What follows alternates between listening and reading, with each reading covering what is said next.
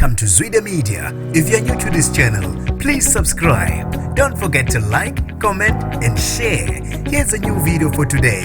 Enjoy.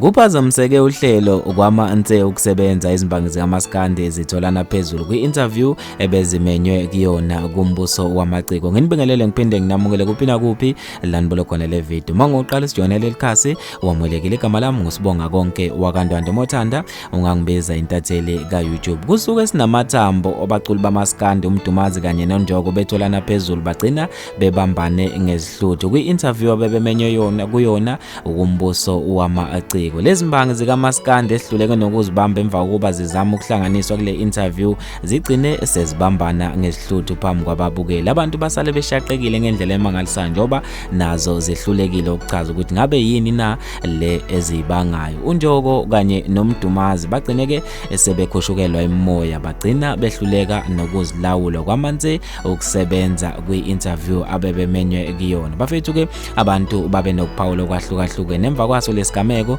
salama aciko amabili. Uncebo Gumedu Paul wathi umdumazi akayeke utshwala bafethu ngoba buyamehlula. Usipagwala uthe abalandeli bangamaxoke mhla uale jahe umanqele ngemvubu kwakukuhle. Namhlanje uma umdumazi eshaya unjoko kuthiwa akahloniphi. Umenzi Masikand uthe umdumazi uyacula bafethu. Kanti ke unhlanhla ndawonde uthe umdumazi kwi-interview ayinayo ne-Real TV1 yayinhle kakhulu. Namhlanje usangene impela udle utshwala bamagana. Usibekezela ubuthelezi uthe wena gezana netingi nkathi kukhona uduma kahle la awulibekanga iwayini kodwa namhlanje uma kukhona lezi nsizwa usubeka iwayini asikuthandi ke neze lokho. Bafethu ke abantu babe nokuphawula kwahlukahlukene nizofisa ukwazi ukuphala kwakho ngaso lesigameko salamaciko amabili ukuthi ngabe kuhle na lokho abakwenzile noma uthi nje cha baziphoxile phambi kwababukeli. Bafethu ke bese ngiphuma kanje ngithi angibambeke evidweni elandelayo.